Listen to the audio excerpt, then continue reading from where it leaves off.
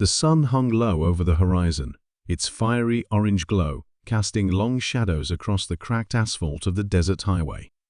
The distant hum of motorcycle engines grew louder as a group of bikers thundered toward the Hollywood Walk of Fame, their Harleys rumbling like thunderclouds gathering for a storm. The city was alive with its usual restless energy, the electric glow of neon lights flickering against the indigo evening sky, tourists chattering and snapping photos, street vendors hawking trinkets, and the smell of street food mixing with the crisp night air. Yet amidst this cacophony, something far quieter, a storm of a different kind, was beginning to stir. Beneath the shining stars on the sidewalk, amidst the names of the rich and famous, an old soldier stood alone. His back was straight, his gaze steady, his presence as unyielding as the statuesque stars that had been etched into the pavement over decades. He wore a simple, well-worn leather jacket and faded jeans that hung loosely from his lean frame, a testament to years of sacrifice and survival. His eyes, a stormy gray, scanned the world around him with a quiet intensity. He had seen things most men could never even imagine, and though time had taken its toll lines of age, etched on his face, his movements slower, his body a little stiffer, there was a power in him. The kind of power that doesn't shout, but waits. His name was James Steele Walker. The bikers Razor and his crew pulled up, their bikes screeching to a halt, tires leaving black marks on the pavement.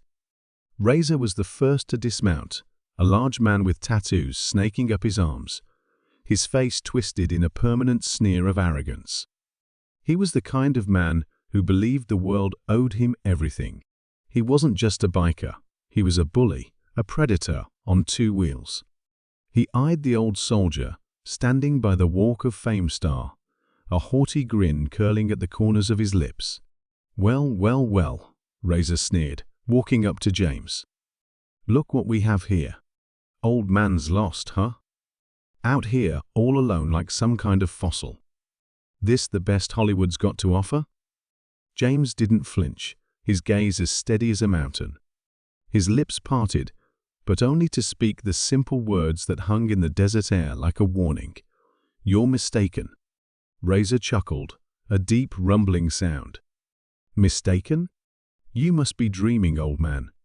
This is our turf. You better get used to the fact that you don't belong here." His crew, a motley collection of men and women scruffy, leather-clad, and itching for trouble, moved closer, circling James like wolves sizing up their prey. They were loud, crude, filled with an energy that was raw and reckless. They didn't understand men like James, men who carried their strength in silence, who let their actions speak louder than any words ever could. James stood motionless, but his eyes never wavered. It was a challenge Razor wouldn't have understood. "Go on," Razor taunted, his voice rising. "What you gonna do, huh? You're just some old soldier past his prime. What you gonna teach us, huh? How to die slow?" A few of Razor's crew snickered, egging him on. But James remained calm, his voice a low rumble of authority. "I fought battles that you can't even dream of," he said, his voice steady, like a drumbeat. "I've been where the light don't shine, where life ain't guaranteed, and where a man's worth is only what he makes of it. You don't scare me." Razor's grin faltered, but only for a moment. "We're not impressed, old man. We're gonna have some fun with you, show you what it means to mess with the wrong people." In that instant, one of the bikers, a wiry young man with a cigarette dangling from his lips, lunged forward, swinging a fist toward James' face. It was the first of many mistakes. James sidestepped with a fluidity that belied his age, his hand coming up to grab the wrist mid-swing, twisting it with the precision of a seasoned fighter. The biker yelped, stumbling back as if he'd been struck by lightning. The others hesitated. Razor's eyes narrowed, his arrogance beginning to falter as he saw the soldier's movements, as smooth and deliberate as an ancient river carving through stone. "You think this is over?" Razor sneered, taking a step forward. "We'll see just how tough you really are." And then they attacked, all at once, fists flying, boots kicking at James from all angles. But he was no novice. His movements were swift, his reactions lightning quick. A twist of his wrist disarmed one man, sending his knife clattering to the ground. A sharp elbow to another's chest sent him sprawling, gasping for breath. Each move was calculated, each strike a lesson in restraint. James didn't fight with anger. He fought with something deeper: discipline, knowledge, control. His every motion, though graceful, carried the weight of years spent in conflict. Razor and his crew were out of their depth, each attack more desperate than the last. Amidst the chaos, James caught a glimpse of Razor, still standing off to the side, his fists clenched, his face flushed with rage. But there was doubt in his eyes now. James saw it clearly, the moment when the realization sank in. "You don't get it, do you?" James said, his voice cutting through the tension. "Strength isn't about how loud you shout, or how many people you can hurt. It's about knowing when to walk away.